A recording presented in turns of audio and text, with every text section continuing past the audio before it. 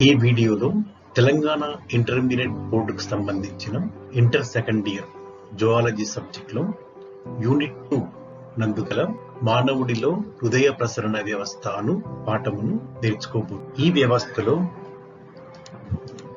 కండర సహిత 4 గదుల గుండె, శాఖీయ సంవృత రక్తనాళాలు మరియు రక్తం ఉంటాయి. గుండె నిర్మాణం. గుండె మధ్యత్వచం నుండి ఏర్పడుతుంది. మందమైన కండరయుత గోడలు కల స్పందించే అవయవం. పంజరంలోని ఊపిరితిత్తుల మధ్య గల మీడియాస్టీనం అనే కుహరంలో గుండె ఇమిడి ఉంటుంది. బిగించిన పిడికిలి పరిమాణంలో గుండెను ఆవరించి ఉన్న పొరలు. గుండె చుట్టూ 2 పొరలు కలవు. ఒకటి తంతుయుత హృదయావరణము, రెండవది సీరస్ హృదయావరణం. సీరస్ హృదయావరణము తిరిగి 2 పొరలను కలిగి ఉంటుంది. ఒకటి లోపలి అంతరాంగ స్తరము, వెలుపలి కుడ్యస్తరము. ఇక్కడ ఈ పటములో గుండె యొక్క పొరలను మనం గమనించవచ్చు. గుండె యొక్క ఈ భాగంలో ఉన్నటువంటి ఆ పొరలను గమనించినట్టయితే ఇవి తంతుయుత హృదయావరణము, సీరస్ హృదయావరణం అనే 2 పొరలు కలవు. సో ఈ పొర మొత్తం కూడా తంతుయుత హృదయావరణము. అలాగే బ్లూ మరియు ఎల్లో కలర్ లో కనిపిస్తున్న ఈ 2 పొరలు కూడా సీరస్ హృదయావరణం. సీరస్ హృదయావరణం తిరిగి 2 పొరలను కలిగి ఉంటుంది. మొదటిది వెలుపలి కుడ్యస్తరం, వెలుపలి కుడ్యస్తరము. రెండవది లోపలి అంతరాంగ స్తరము. ఈ 2 పొరల మధ్య ఉన్నటువంటి ద్రవ పదార్థాన్ని హృదయావరణ ద్రవము అంటారు. గుండె గోడలలో 3 పొరలు కలవు. మొదటిది ఓపికార్డియం, రెండవది మయోకార్డియం, మూడవది ఎండోకార్డియం.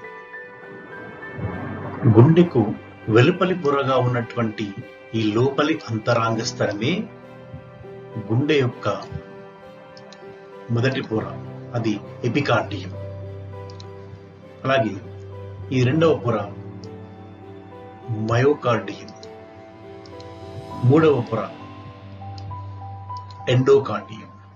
ఈ విధంగా గుండె గోడల లోపల 3 పొరలు కలవు. గుండెకు వెలుపలగా 2 పొరలు కలవు, గుండె లోపల 3 పొరలు కలవు. గుండె యొక్క బాహ్య నిర్మాణం. మానవుని గుండెలో 4 గదులు కలవు. అందులో పైన ఉన్నటువంటి ఈ 2 గదులను కర్ణికలు, కింద ఉన్నటువంటి ఈ 2 గదులను జఠరికలు అంటారు. పైన ఉన్నటువంటి ఈ కర్ణిక యొక్క పేరు కుడి కర్ణిక, ఎడమ కర్ణిక, కుడి జఠరిక, ఎడమ జఠరిక అనే ఈ 4 గదులతో గుండె ఏర్పడుతుంది. కర్ణికలను జఠరికలను వేరు చేస్తూ ఉండే లోతైన ఈ అడ్డుగాడిని కరోనరీ సల్కస్ అంటారు. కర్ణికల ఊర్ధ్వ భాగంలో ఉండే కండరయుత ఈ కోశాన్ని కర్ణిక ఉపాంగము లేదా కర్ణిక ఉండుకము అంటారు. 2 జఠరికలు జఠరికాంతర గాడులచే వేరు చేయబడతాయి. ఈ గాడిలో కరోనరీ ధమని, దాని శాఖలు ఇమిడి ఉంటాయి. గుండె అంతర్నిర్మాణం. గుండె అంతర్నిర్మాణంలో మనము కర్ణికలు, జఠరికలు, కణుపు కణజాలము మరియు ధమని చాపాలు అనే విషయాలను నేర్చుకుంటాము. ముందుగా కర్ణికల గురించి నేర్చుకుందాము. కర్ణికలను పలుచని గోడలు గల స్వీకరణ గదులుగా వ్యవహరిస్తాము. ఎందుకనగా కర్ణికలు దేహంలోని విభిన్న ప్రాంతాల నుంచి ఆక్సిజన్ రహిత రక్తాన్ని స్వీకరిస్తాయి. కనుక వీటిని స్వీకరణ గదులుగా వ్యవహరిస్తాము. ఎడమ కర్ణిక కంటే కుడి కర్ణిక పెద్దది.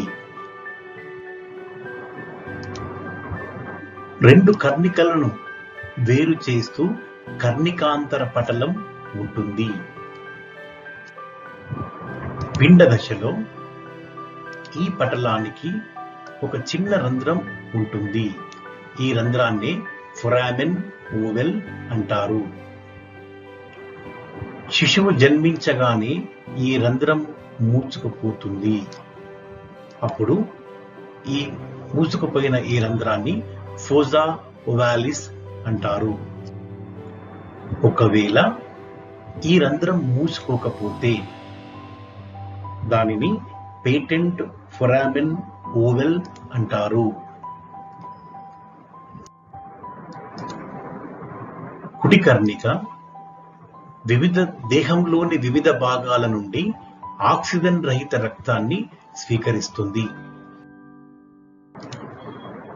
ఊర్ధ్వ మహాశిర దేహం యొక్క పూర్వ భాగం నుండి రక్తాన్ని స్వీకరిస్తుంది. అధో మహాశిర దేహ పరభాగం నుంచి ఆక్సిజన్ రహిత రక్తాన్ని సేకరిస్తుంది. హృదయ కోటరం గుండె గోడల నుంచి రక్తాన్ని స్వీకరిస్తుంది. కరోనరీ కోటరం కుడి కర్ణికలోకి తెరుచుకునే రంధ్రం తెబేషియస్ అనే కవాటంతో ఆవరించి ఉంటుంది.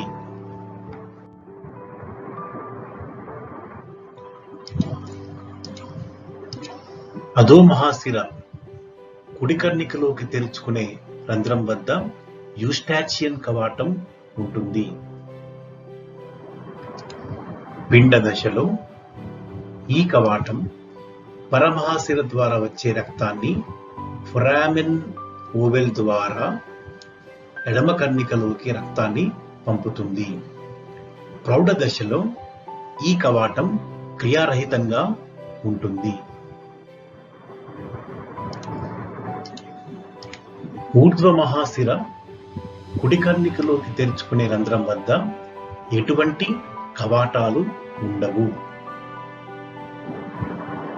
ఊపిరితిత్తుల నుంచి ఆమ్లజనియుత రక్తాన్ని రెండు జతల పుపుస సిరలు గ్రహించి వేరువేరు రంధ్రాల ద్వారా ఎడమ కర్ణికలోకి తెరుచుకుంటాయి.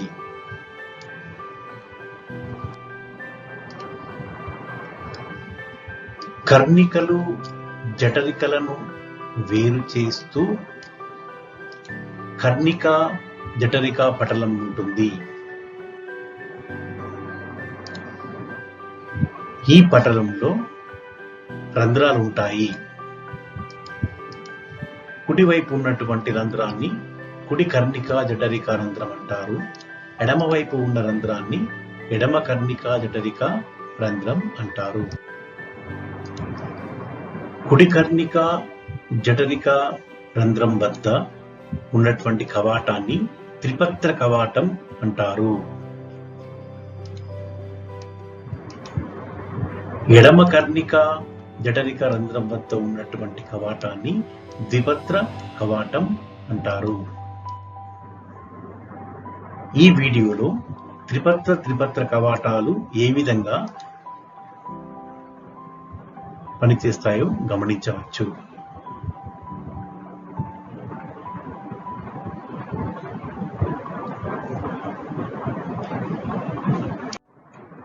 జఠరికలు వీటి గోడలు మందంగా ఉండి రక్తాన్ని పంపు చేయడానికి తోడ్పడతాయి.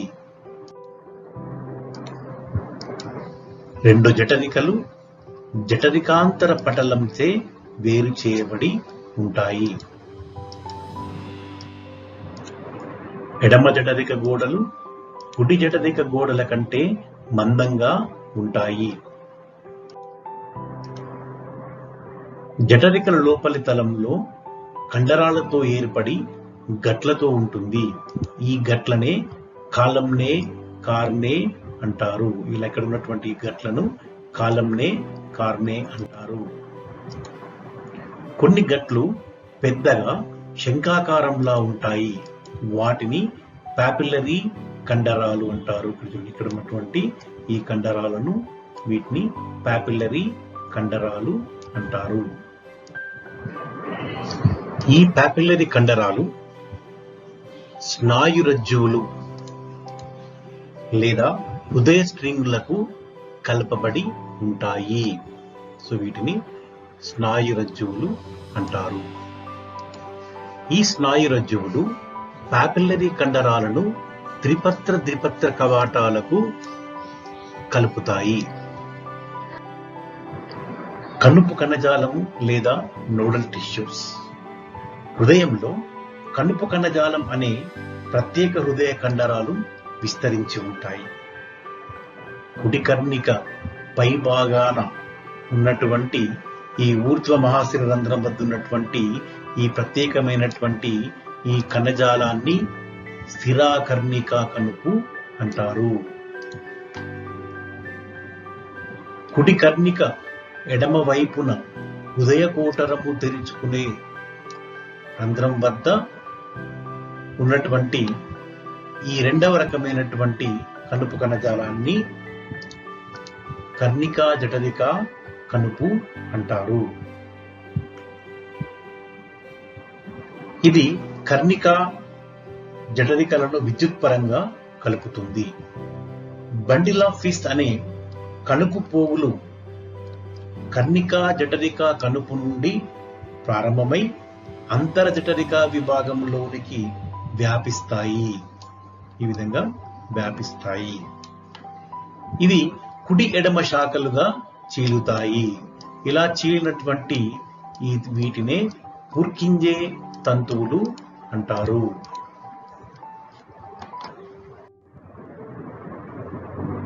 ఈ వీడియోలో హృదయ స్పందన జరగడానికి కావలసినటువంటి కణుపు కణజాలాలు ఏ విధంగా పనిచేస్తాయో మనం గమనించవచ్చు.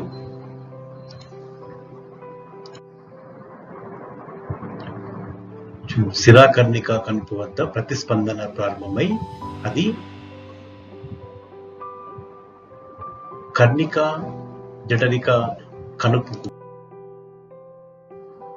చేరి అక్కడ నుండి బండిల్ ఆఫ్ ఫిష్ గుండా ప్రయాణించి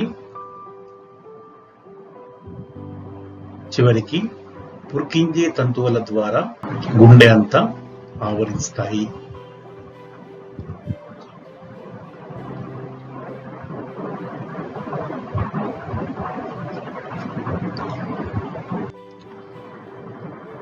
ధమనీ చాప. మానవుని గుండెలో 2 ధమనీ చాపాలు కలవు. మొదటిది ఎడమ దైహిక చాపం, రెండవది పుపుస చాపం. ముందుగా ఎడమ దైహిక చాపాన్ని చూద్దాం. ఎడమ జఠరిక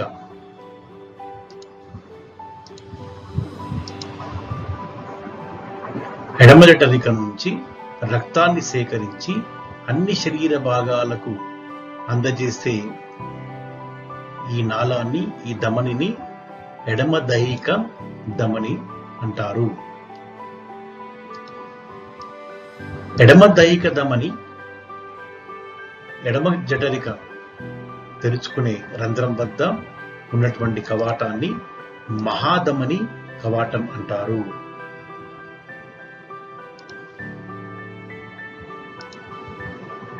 ఒక్కొక్క కవాటంలో 3 అర్ధచంద్రాకార మడతలు ఉంటాయి.